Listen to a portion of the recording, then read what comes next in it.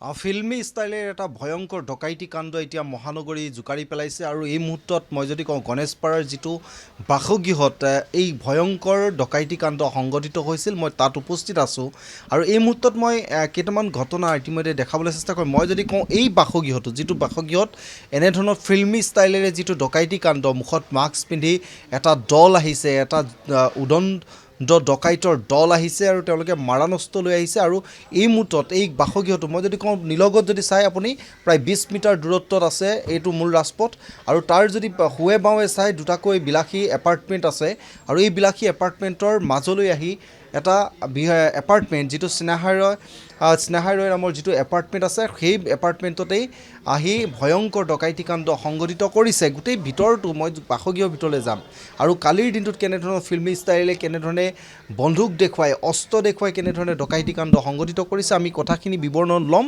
যি বিৱৰণ শুনিলে হয়তো আপোনালোকেও ভয় খাব আৰু এই মুহূৰ্তত মই যদি কওঁ সকলো সমগ্ৰ ঘটনা ইতিমধ্যে বন্দী হৈছিল CCTV কেমেৰাত যি উদণ্ড যুৱকৰ ডকাইতি কাণ্ড সংঘটিত কৰা যিটো দল আছিলে সেই দলটোৱে কেনেধৰণে ডকাইতি কাণ্ড সংঘটিত কৰিছে গোটেই ভিজুৱেল যদি আমি দেখুৱাওঁ CCTVত যিখিনি ভিডিঅ' ইতিমধ্যে আবদ্ধ হৈছে দৃশ্যবন্দী হৈছিলে সেইখিনি আচলতে অতি ভয়ংকৰ তাৰ বিপৰীতে মই দেখাব চেষ্টা কৰিম যে এনেদৰে লণ্ডভণ্ড কৰি তেওঁলোকে সম্পত্তি ধন সোণ তেওঁলোকে সামগ্ৰী টকাসহ লৈ গৈছে মহানগৰীত সংঘটিত হোৱা এই ভয়ংকৰ ডকাইতি কাণ্ড কিন্তু সঁচাকৈ ক'ব লাগিব অতি ভয়ংকৰ আৰু এই মুহূৰ্তত দেখাইছোঁ এনেধৰণে লণ্ডভণ্ড কৰিছে আৰু এয়া ভিতৰৰ দৃশ্য দেখুৱাইছোঁ আমি যিসকল লোকক তেওঁলোকে মুখত টিপি অস্ত্ৰ দেখুৱাই তেওঁলোকে যি ডকাইতি কাণ্ড সংঘটিত কৰিছিলে আমি তেওঁলোকৰ সৈতে কথা পাতিম আৰু যিহেতু কৈছোঁৱেই যে কালিৰ নিশা 9 বজাত সংঘটিত হৈছিলে ভয়ংকৰ ডকাইতি কাণ্ড আৰু এই বাসগৃহটোত যিটো বাসগৃহত মই এই মুহূৰ্তত উপস্থিত আছোঁ এই বাসগৃহটোতে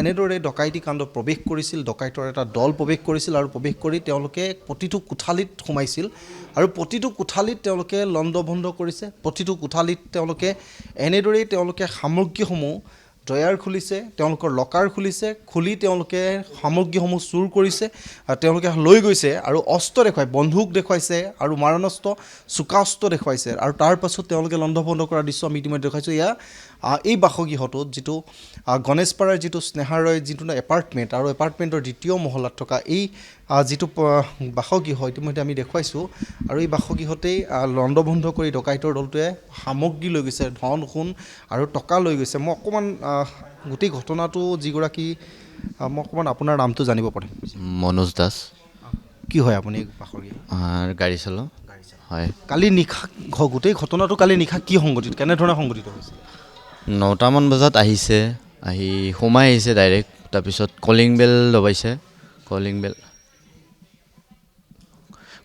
দবাৰ পিছত বাইদেউ আছিলে বাইদেৱে খুলি দিলে তাৰপিছত বাইদেউক আক্ৰমণ কৰিলে তাৰপিছত ময়ো ভিতৰতে আছিলোঁ ময়ো দাউৰি আহিলোঁ কি হ'ল বুলি তাৰপিছত মোকো ধৰিলে মাৰিলে বগৰাই মাৰিছে আৰু গান আৰু সুকুৰি লৈ আহিছিলে মুখত সোমাই দিছে সুকুৰিখন গলত লগাই ধৰি আছিলে এনেকৈ মাৰিছে তাৰপিছত তলৰ যিটো ৰুম আছিলে সেইটো লণ্ডভণ্ড কৰিছে ফাৰ্ষ্ট টাইম তাৰপিছত তাতে একো নাপালে তাৰপিছত আকৌ ওপৰত আহি ইয়াতো মাৰি লাষ্টত সেইটো ৰুমত নি কিনে গোটেই হাতে ভৰি বান্ধি মাৰিছে বহুতখিনি তাতে মাৰি সেইটো ৰুম চেক কৰিছে তাৰপিছত আকৌ বাইদেউক ওলাই লৈ আহিলে এই বেলেগ ৰুমত আৰু মোক বহুত টাইম তাতে পেলাই থৈ দিলে হাতে ভৰি বান্ধি কিনে তাৰপিছত আকৌ লৈ আহিলে মোক চোচৰাই সেইটো ৰুমৰ পৰা এইটো ৰুমত লৈ আহিলে তাৰপিছত এইটোৰ পৰা আকৌ সিফালৰ ৰুমটোত চোচৰাই লৈ গ'ল তো সেনেকৈ গোটেইকেইটা ৰুমত য'ত লকাৰ আছে সেই লকাৰবিলাক খুলি দিব কৈ আছে কিমানজনীয়া দলটো আছিলে 4জনীয়া দলটো আছিলে তলত কোনোবা ৰৈ আছিলে তলত গাড়ীত আছিলে নেকি সেইটো গম নাপাম তলত গাড়ীত আছিলে হোৱাইট কালাৰৰ এখন চুইফ্টে হ'ব এইখন তেওঁলোকৰ মুখমণ্ডলত কিবা মাস্ক পৰিধান কৰি আছে হয় গোটেই ক'লা কাপোৰ মাৰি আছে গোটেই মুখখন ঢাকা আছিলে চকুকেইটাৰ বাহিৰে এই ঘটনাটো সংঘটিত হোৱাৰ পাছত ইয়াত আৰক্ষীক জনোৱা হৈছিলে নাই হয় জনোৱা হৈছে 10-15 মিনিট পিছত আহিছে আৰক্ষী কিমান সময়ত আহিছে 10-15 মিনিট পিছত আহিছে আৰক্ষী কি কাম কৰিলে ইয়াত CCTV ফুটেজ চাইছে এইবিলাক আৰু চব ডিটেইলছখিনি লৈছে মোৰ ফোনটোও লৈ গৈছে বাইদেউৰটোও লৈ গৈছে এইবিলাক আৰক্ষী আনিছে নহয় এই ডকাইতকেইটাই হয় ফোন দুটা লৈ গৈছে আৰু বাকী ঘৰৰ কিবাকিবি এনেকৈ বাসগৃহত কিমানজন লোক থাকে বাহিৰত বৰ্তমান 4জন আছিলে আমি যেতিয়া হৈছিলে যোৱাকালি কোন আছিলে বাইদেউ আছিলে মই আছিলোঁ আৰু ভাড়াতীয়া 2জন আছে সৰু বাচ্চা এজন আছিলে 5 পৰিয়ালটোত কিমানজন লোক আছে পৰিয়ালটোত 4জন হয়, ল'ৰা ইয়াতে নাথাকে, ছোৱালীটো ইয়াতে নাথাকে আৰু দাদাই বাহিৰত থ'ব গৈছিলে ছোৱালীটোক। ইতিমধ্যে 4জনীয়া যিটো পৰিয়াল আৰু এই পৰিয়ালটোতেই কালি ভয়ংকৰ ডকাইতি কাণ্ড সংঘটিত হৈছিল আৰু বাইদেউগৰাকী যিগৰাকী মহিলাক তেওঁলোকে আটক কৰিছিল, আমি তেওঁলোকৰ সৈতে কথা পাতিম। স্থানীয় লোক ইতিমধ্যে আহিছে।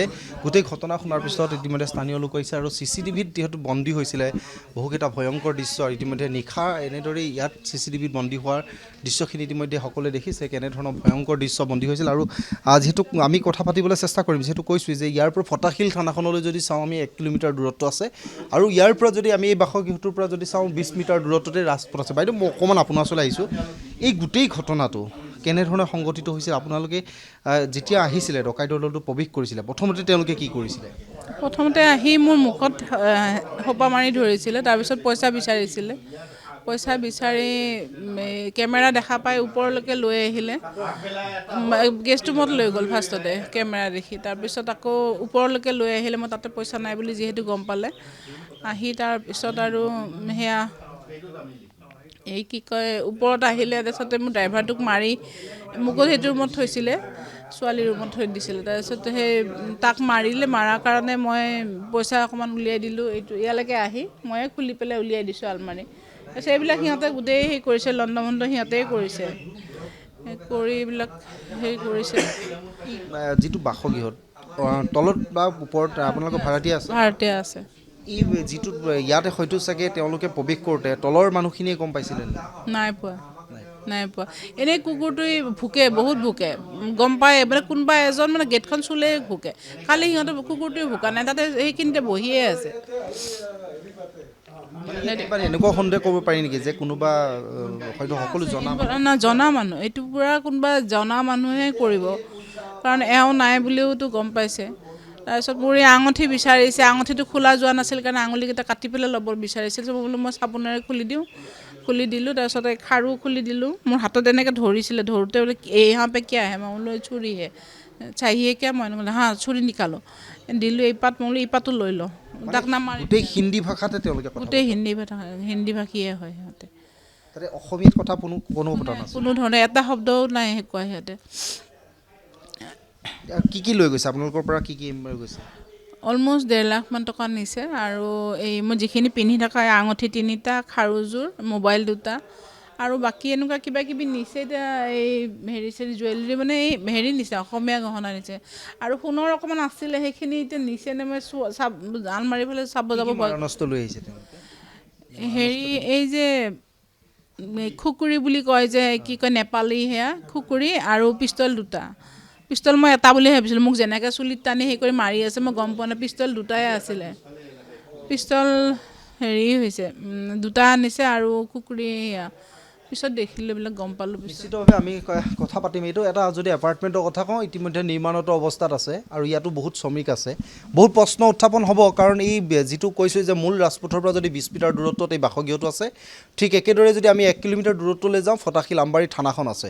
হয়তো এই গোটেই ঘটনা সন্দৰ্ভত কেনেধৰণৰ, আৰু হিন্দী ভাষাত তেওঁলোকে কথা বতৰা কৈছে, আৰু যিবোৰ মাৰণাস্ত্ৰ তেওঁলোকে ইতিমধ্যে এই ঘৰটোত প্ৰৱেশ কৰিছিল এই কথাখিনি কৈছে। আৰু যিটো কুকুৰৰ কথা কৈছে, কুকুৰ এটা তেওঁলোকৰ ঘৰত আছে, আৰু যিটো কুকুৰে কোনোবাই যদি গেটখনো খোলে তেতিয়াহ'লে তেওঁলোকে সেই গেটখনৰ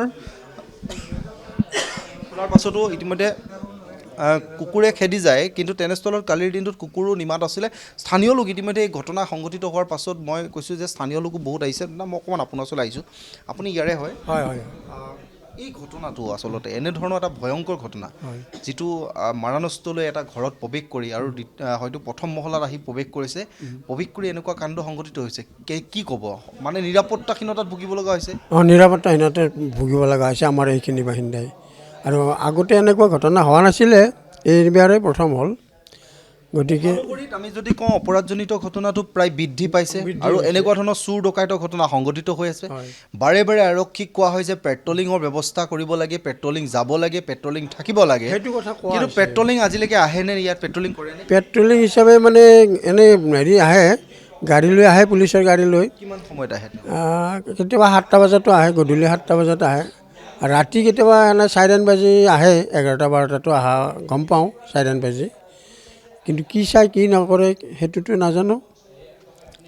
সিমানখিনি কি ক'ব দাদা কি ক'ম আৰু তাৰমানে উপায় কিবা কথা ক'বাই নোৱাৰা অৱস্থা হৈছে ইয়াতে চুৰ বহুত হৈ আছে কিন্তু এইটো ডকাইতিটো বহুত বছৰ হোৱা নাছিল এইটোৱে যিটো ডকাইতি এত ভয়ংকৰ ডকাইতি ভয়ংকৰ ডকাইতি এইটো ভয়ংকৰ ডকাইতি বুলি ক'ব লাগিব কাৰণ এনেকুৱা আমি পোৱা নাই মহিলাজনী কি একেবাৰে কেনেকৈ প্ৰহাৰ কৰিছে যি ধৰণৰ ডকাইতি কাণ্ড তেওঁলোকে হত্যা নকৰিলে তেওঁলোকৰ প্ৰাণ বাচিলে এয়া আচলতে ধন্যবাদ তাৰমানে পইচা পাইছে তেওঁলোকে পইচাখিনি পালে অৰ্ণামেণ্ট পালে গতিকে সেইকাৰণে মাইকীজনীক হত্যা নকৰিল এনে মাৰপিট কৰিছে কিন্তু আৰু হত্যা নকৰিল সেইটো এই যে বন্ধুক লৈ আহিছে বন্ধুক এনেধৰণে লৈ যদি গুৱাহাটী মহানগৰত তেওঁলোকে হয়তো বিভিন্ন স্থান ঘূৰি ফুৰিছে আচলতে তেওঁলোকে বন্ধুক লোৱাৰ অনুমতি আমি যদি কওঁ এই মুহূৰ্তত এই শেহতীয়াকৈ চৰকাৰখনে কিন্তু এটা অনুজ্ঞাপত্ৰ মাৰণাস্ত্ৰ অনুজ্ঞাপত্ৰ দিয়াৰ পাছতে এনেকুৱা ঘটনা কিন্তু এইটো প্ৰথম ঘটনা এইটো মাৰণাস্ত্ৰ লৈ এইটো প্ৰথম ঘটনা ইয়াৰ আগতে এনেকুৱা ঘটনা আমি শুনা নাই এইটোৱে প্ৰথম ঘটনা বুলিয়ে ক'ব লাগিব নিশ্চিতভাৱে চাওক এই মুহূৰ্তত আচলতে এটা ডাঙৰ প্ৰশ্ন যে এনেকুৱা এটা ভয়ংকৰ ঘটনা আৰু এই গোটেই ঘটনাটো CCTV তেওঁলোকৰ ঘৰত যিখিনি CCTV সংস্থাপিত কৰি ৰখা আছিলে তাতে তেওঁলোকৰ দৃশ্যটো বন্দী হৈছে আৰু যি দৃশ্য বন্দী হৈছে সেয়া দেখিলে হয়তো সকলোৱে নিজৰ বুকু কঁপি যাব কাৰণ এনেধৰণৰ ঘটনা আচলতে কেতিয়াও হোৱা নাছিলে আৰু এয়া প্ৰথম হয়তো এই স্থানতো যদি কওঁ আমি এয়া স্থানত প্ৰথম ঘটনা এনেকুৱা ধৰণৰ ঘটনা কিন্তু এই যিটো ডকাইতৰ দল এনেদৰে অনায়াসে তেওঁলোকে আহি এটা ঘৰ প্ৰথম মহলাত প্ৰৱেশ কৰিছে আৰু এই মহলাটোতে যে তেওঁলোকৰ যিগৰাকী অনিল ডেকা নামৰ যিগৰাকী ব্যৱসায়ী সেই ব্যৱসায়ীগৰাকী থাকে বা তেওঁলোকৰ ঘৰতে যে ধন সম্পত্তি বা বিভিন্ন ধৰণৰ সোণৰ অলংকাৰ বেছিকৈ থাকিব এই কথাবোৰ হয়তো গম পাইছিল আৰু এই গোটেই ঘটনাৰ লগত যে কোনোবা এগৰাকী জনা বুজা বা কোনোবা এগৰাকী এই ঘৰলৈ অহা যোৱা কৰা ব্যক্তি জড়িত থাকিব পাৰে ইয়াত সন্দেহ নাই আৰু এই মুহূৰ্তত আৰক্ষীয়ে যিটো ব্যৱস্থা আৰক্ষীয়ে যিধৰণে তদন্ত কৰিব লাগিছিলে আৰক্ষী ক্ষেত্ৰতো প্ৰশ্ন উত্থাপন হৈছে আৰক্ষীয়ে স্নিফাৰডক লৈ নিশাই হয়তো তদন্ত যদি কৰিব লাগিছিলে বা নিশাই তেওঁলোকে তদন্তৰ কেনেধৰণে অব্যাহত ৰাখিব লাগিছিলে এইখিনি ক্ষেত্ৰত প্ৰশ্ন উত্থাপন কৰিছে কিন্তু এই মুহূৰ্তত আমি কৈছোঁ যে গুৱাহাটী মহানগৰত এনেধৰণৰ এতিয়া মহানগৰবাসী নিৰাপত্তাহীনতা ভোগাটো আৰক্ষী বিভাগটোৱে কেনেধৰণে ল'ব সেয়া কিন্তু পৰৱৰ্তী সময়ত প্ৰশ্ন হৈ উঠিব যিকোনো খবৰৰ বাবে যোগাযোগ কৰক আমাৰ এই নম্বৰত 9181 307 221